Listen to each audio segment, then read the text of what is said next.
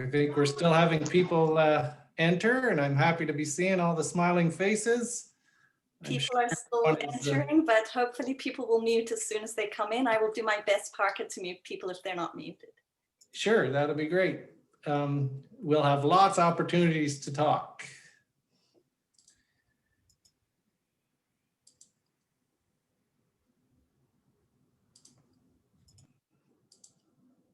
Can I ask Ian to share the land acknowledgement so we can have it up on for everybody to see?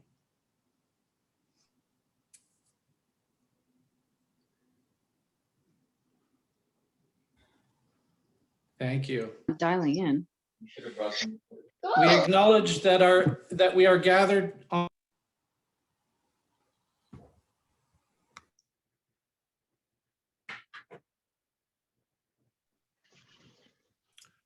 Parker, we lost your sound. I will read that again then. We acknowledge that we are gathered in the territories of various Indigenous peoples, and we further recognize their stewardship of these lands in which we learn, live, work, and play. I now call on Rémi Sabourin to read the land acknowledgement in French, please. Merci, Parker. Nous tenons d'abord à souligner que nous sommes rassemblés sur les territoires des divers peuples autochtones. Nous reconnaissons en outre leur intendance de ces terres dans lesquelles nous vivons, apprenons, travaillons et jouons. Merci, Rémi. It is great to be with everyone today. I wish it could be in person, but the pandemic continues to test our resolve.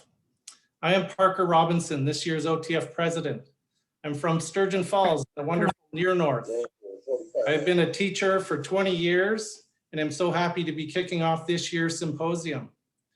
For many years, I was part of the Nipissing University TELC, and there are so many familiar faces here tonight.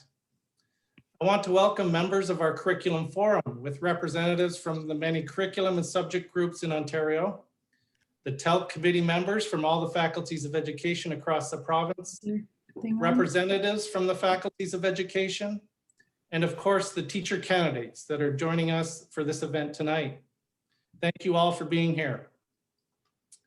OTF's work both in the areas of curriculum and assessment, as well as with new teacher training, has been and continues to be critical to helping educators navigate the ever-changing landscape of education in Ontario.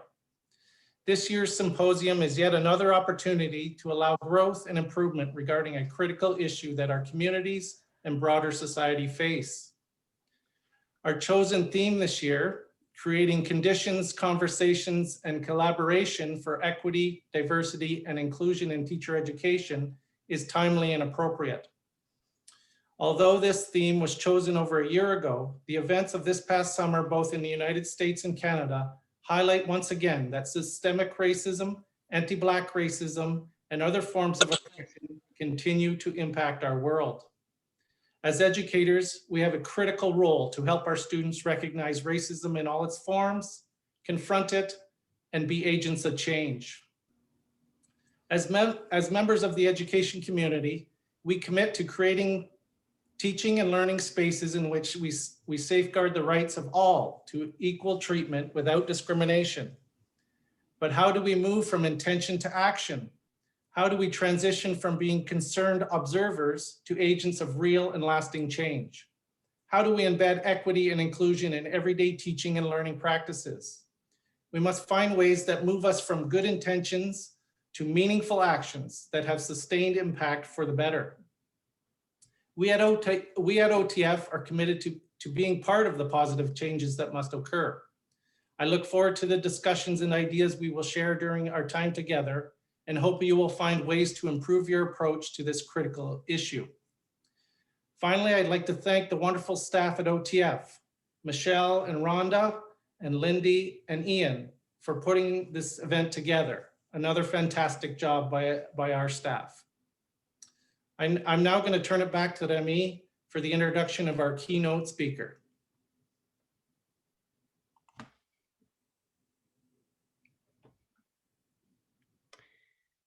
Merci, Parker. It is with great pleasure that I introduce to you Rania El Mugama. Rania is a Sudanese artist, liberation educator, anti-oppression consultant, multidisciplinary performer, speaker, and published writer.